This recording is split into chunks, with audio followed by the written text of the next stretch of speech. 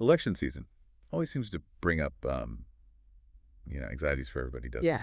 Well, this time it's ballot boxes. Oh, yeah. Fires making headlines. Mhm. Two different incidents, one in Portland and another just across the river in Vancouver, Washington.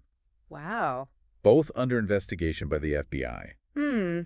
It's enough to make anybody wonder, is my vote safe? Yeah, it's especially unnerving because this is all happening just, a couple weeks before a big election. Right? And in Portland, it seems like most of the ballots were actually okay Oh, really? because of fire suppressants built into the boxes. Interesting. But in Vancouver, hundreds of ballots were damaged. Oh, wow. And just to add to the whole, fire imagery, Hmm. the Vancouver incident took place in Washington's 3rd congressional district, which Yeah. is a really, really tight race. Two fires in one morning. Yeah. That's a pretty big coincidence, wouldn't you say? Yeah, you gotta wonder. And they both happened early Monday morning within just a few hours of each other. The Portland incident involved what authorities are calling an incendiary device, Hmm. while in Vancouver, a suspicious device was found next to the burning ballot box. It's that level of premeditation that brings in the FBI What's as that? well as, state and local authorities, and it really raises more questions than answers. Sure. Were these incidents connected? Was there a political motive, particularly because of that close race in Vancouver? Or was this something else entirely? We have to wait and see what the investigations uncover. You're probably wondering, what does this mean for the election?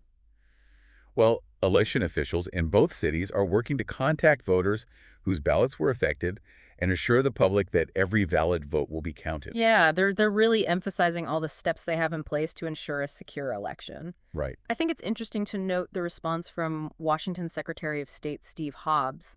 He condemned these acts, Yeah. calling them deliberate attempts to undermine the democratic process. But he also expressed confidence in the security of the election. Yeah. It's a delicate balance, acknowledging how serious the situation is while also reassuring voters. Yeah, it's tough. This isn't the first time that we've seen an incident like this, though. Just last week, there was that mailbox fire in Phoenix. Right. In that case, though, the suspect actually claimed that it wasn't politically motivated at all. Hmm.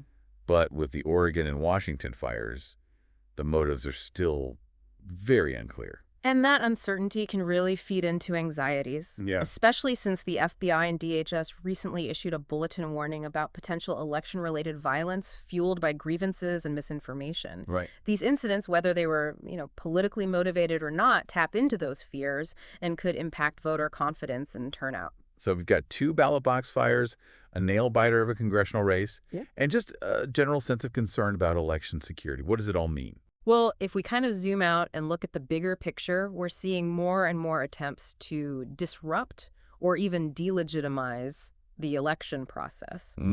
These incidents, even if they're isolated, can contribute to a climate of fear and uncertainty Right.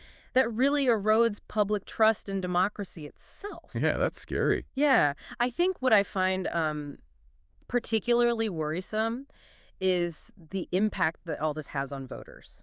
Right. Imagine you're somebody who dropped your ballot off at one of these locations. Yeah. You'd be concerned about whether your vote even counted, Of course. even if officials are working to address the situation. It's kind of like that sinking feeling you get when you realize that you might have left the stove on at home. Mm-hmm. You can't shake that feeling of doubt. And when that doubt is directed at our elections, Yeah. it's really damaging. It really is. And it really brings up the question of how do we protect the integrity of elections? Right. Not just from these, physical threats like the fires, but also the erosion of public trust, which can be even more insidious.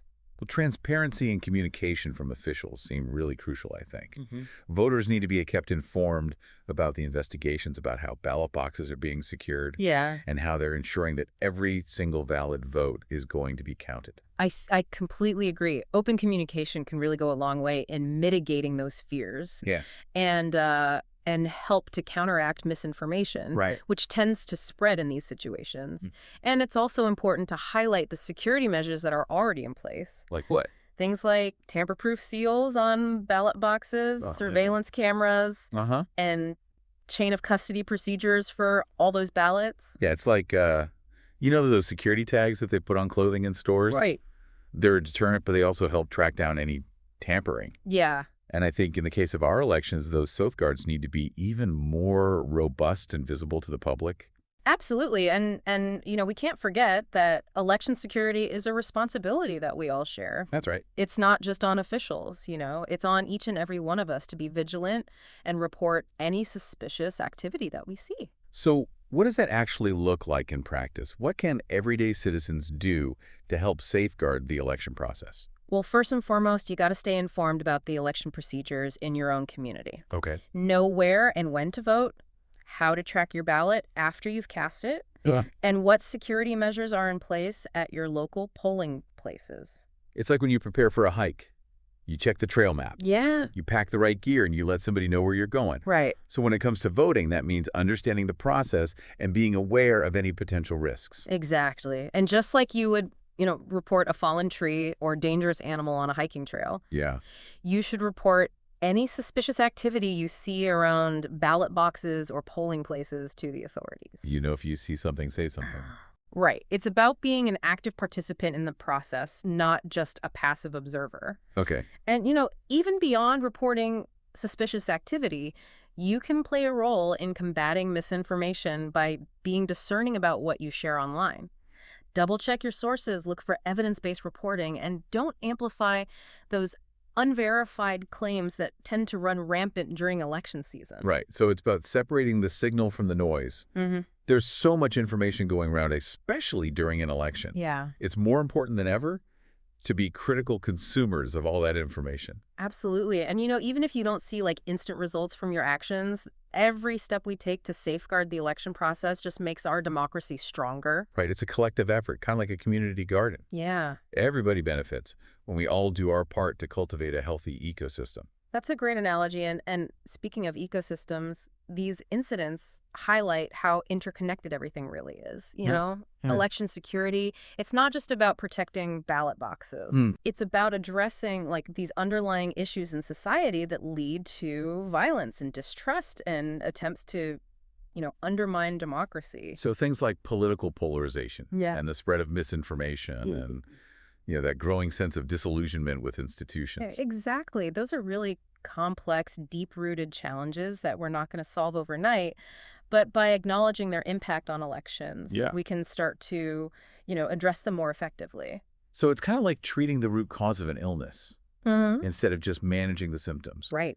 And just like a healthy body can fight off infections better, Yeah. a healthy democracy can be more resilient to these types of threats. Well said. Those ballot box fires are a stark reminder of how fragile our democracy can be. Yeah. And they really underscore how important it is to actively protect those institutions, not just during elections, but all the time. All year. Yeah. It's clear that this story is far from overdone.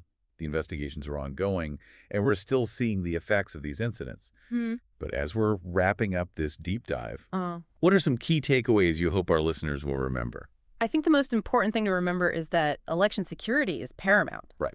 And it takes, a collective effort from officials and citizens, everyone. We all have a role to play. We do. And for those of you listening, stay informed, be vigilant, and remember that your voice and your vote matter. That's right. This is a developing story, and we'll be sure to keep you updated on any new developments as they emerge.